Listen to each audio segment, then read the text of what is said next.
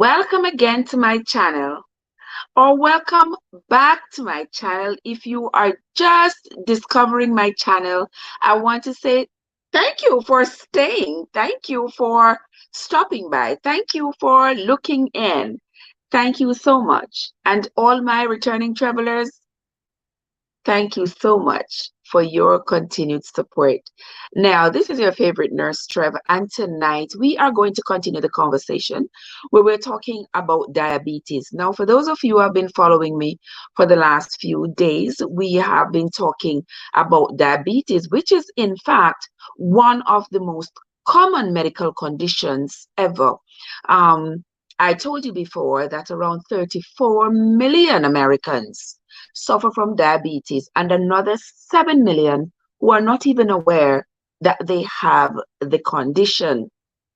And so we have spoken about the signs and symptoms, and we have spoke about the predispositions for diabetes. If you have not heard those videos, if you not watched those videos, go ahead and watch those videos where we talk about your predispositions being hypertension, hyperlipidemia, consumption of too much sugar, viral diseases that affect the pancreas, injury to the pancreas, hereditary, meaning that a family member, close family member, has the disease. Those are risk factors for you getting diabetes. And also, we talked about the signs and symptoms of diabetes to include, but not limited to, the 3 Ps. Polydipsia, which means you get very thirsty, a lot of thirst, and you're drinking a lot of water. And also polyphagia, where you get hungry, very hungry all the time, so you constantly eat. And polyuria, where you pee a lot. You're always running to the bathroom to pee. Now, we are going to continue today by looking at some of these symptoms and why these symptoms occur during the time when somebody has diabetes. One of the symptoms we spoke about for diabetes is increased hunger. And you might think, why would somebody with diabetes be hungry a lot? Well, remember we talked about the body needing glucose for energy. Now, for that energy to be transported into the cells, we said the body needs insulin, because insulin is the key that opens the door to the cells to bring that glucose in. Now, if the pancreas isn't making any insulin, the body doesn't have enough insulin, then there will be no insulin going into the cells. Therefore, get the connection now. If there's no insulin going into the cells, then the cells won't have any glucose. And when the cells don't have glucose to provide energy, they feel like they're hungry. The body feels lousy and luggy, and you are hungry. So you eat and you eat and you eat, but your cells are not able to use the energy from the food you are eating because there is no glucose. There is no insulin, pardon me, to bring that glucose into the cells. And so all you're doing is eating and putting on more and more weight, feeling tired and feeling fatigued, but still always feeling hungry. Next, remember now, guys, we are making the connections because this is how nursing works. This is how diseases work. There is a connection. And if you cannot make the connection, you're not going to understand the disease process. And so you're not going to know what to do about it. The next one we're going to look at is the increased urination. And I deliberately skipped over the increased thirst. I'm jumping to urination because by now we would have understood that for you to urinate a lot, it means that you are drinking a lot. Correct? Okay. So we're going to move on to the increased urination. Diabetic patients urinate an average of 16 times more in a day than the ordinary person. And you might wonder where all this urine comes from. Well, let me break it down for you.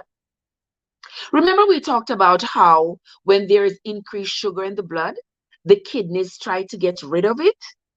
Normally, there is little to no glucose in the urine.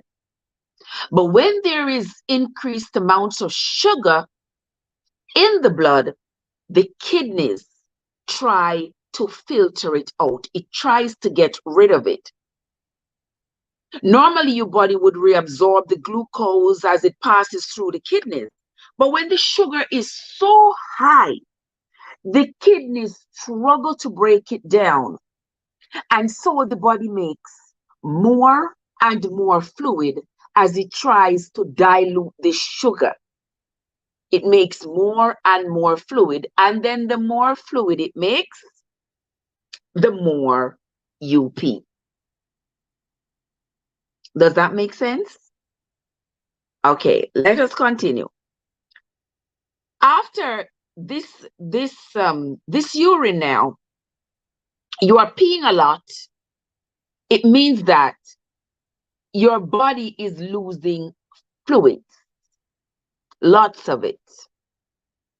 And as your body loses fluids, your skin becomes dry. Your hair becomes brittle. Your nails become brittle. And the more you pee is the more thirsty you become and the more you drink. So that's where the polydipsia comes in. And if the patient does not drink this fluid that the body is requiring, imagine what's going to happen. Flaky skin, dry hair scalp, your nails. You ever seen some people with some nails all looking all broken and just unhealthy nails? Yes. You will have bad breath because you know that it is the foods that we eat and the constant swallowing that sort of lavages our mouth and helps to keep bad breath away. But imagine you're afraid to even drink anything, even though you are so thirsty and your mouth is so dry. You refuse to drink anything because you don't want to have to be running to find a bathroom every second. Are we making the connection? I hope we are. The next one we're going to look at is blurred vision. Why do diabetic people get blurred vision? Well, imagine your body needs fluids for your cells to stay nice and plump. Yes, for your face to look all nice and plump, your skin to look nice and plump. If your skin is not hydrated, it droops, it wrinkles, and it looks saggy. Okay? So imagine inside of your eyes, the hydration of your body enables your eyes to focus because the lens remain plump so that you can focus. Just like if you should put a cotton ball in the water, it swells up. There it is. See, it swells up. becoming nice and plump. That's what happens with the lens of your eye. When it has enough hydration, it's nice and plump, and your vision is more focused. Now imagine your body is dehydrated because you are peeing so much. So the lens of your eyes become dehydrated. They shrink. Does that make sense now? Now your vision is blurred because your lens in your eyes are not as plump and focused as they are supposed to be. We are going to continue. The next symptom that we want to examine is slow healing wounds. Now, we know that high blood sugar affects blood flow and leads to nerve damage. That makes it harder for tissues to repair, because for a wound to heal, there needs to be adequate blood flow, where the blood is carrying oxygen and other vital elements to ensure that the wound remains clean and granulation takes place. Now, with a diabetic patient, it is hard. There is a lot of compromise, and so the blood flow is compromised and the contents of the blood is compromised. Imagine the only thing that's coming into that wound is sugar-rich blood. It's not going to aid with healing, and so the person is going to end up with a wound that will take a long time to heal, because the tissue repair will not be happening. The next one we're going to talk about is the numbness and the tingling. And that also comes from the nerve damage that diabetic patients experience. Poor blood flow, poor circulation, and the circulation that's happening, the contents of the blood is not rich enough to promote healing. And so that is why a diabetic patient with a wound will find it harder for that wound to heal. It will take a long time. I know by now most of you have watched the last two videos and might be wondering, how come one of the symptoms of diabetes is feeling hungry all the time, yet one of the symptoms is also weight loss? If you thought about that, then you are following the lessons closely. Now remember that you get hungry a lot because your body is starving for energy. But the cells are not able to use the energy because there is no insulin to bring the sugar into the cells. So therefore, all the food is not being used by the body. So what does the body do? It starts burning muscle and fat to make energy. It can't use the sugar because there's no insulin to bring the sugar into the cells. So the body says, hey, guess what? If we don't get any sugar, we got to get some energy from somewhere. So it starts burning the muscle and the fat. Now, when the body burns the muscle and the fat, there is an acid that is formed that is called ketone. Now, with enough ketone floating around in the body, you become acidic. The blood becomes acidic. And when that happens, the patient can fall into what is known as ketoacidosis.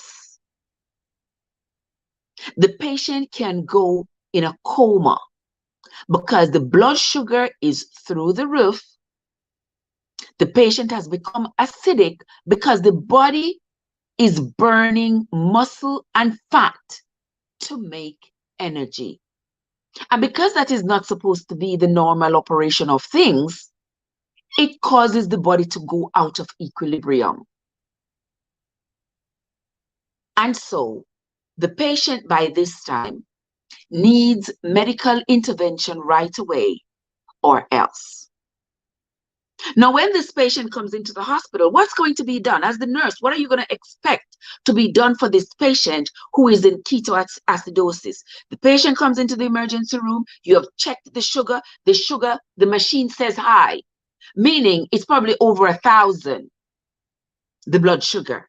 It says high. This patient is unresponsive. This patient sometimes smells sweet. Yes, this patient sometimes they're breathing and you can smell their breath. It smells like sugar. It smells sweet, like something the bees would follow. This patient has a medical emergency and we have to get this patient insulin right away. But guess what? We can't give this patient just any insulin.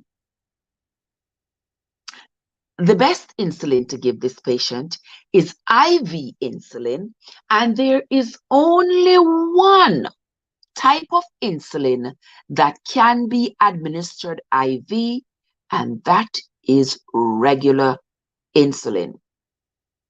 I'm going to say that again for the students in the back row. When a patient comes into the emergency room with a diagnosis of ketoacidosis, that patient is going to require insulin, IV. The only insulin that can be given IV is regular insulin. None other. Only regular insulin. So as a nurse, and you're expecting the doctor's orders, you are expecting regular insulin to be ordered. If any other type of insulin is ordered IV, you need to have a conversation with the provider. Okay? And it's going to take a few drips to get that patient out of the coma, to get that blood sugar down to an acceptable level where the patient can start getting sub-Q insulin again. When we come back, the next time we talk about diabetes, we are going to be talking about the different types of insulin and how they work on a patient with diabetes. If you or someone you know has any of the predispositions to diabetes, I suggest that you help them to watch my videos so that they can learn how to care for themselves if they have diabetes or if they have a predisposition to diabetes. We'd love to stay healthy, but we can only stay healthy if we practice healthy habits. That is going to be it from Nurse Trev for tonight. Until next time, my friends, this is Nurse Trev from Trevessence, where your journey matters. Have yourselves a healthy night, my friends.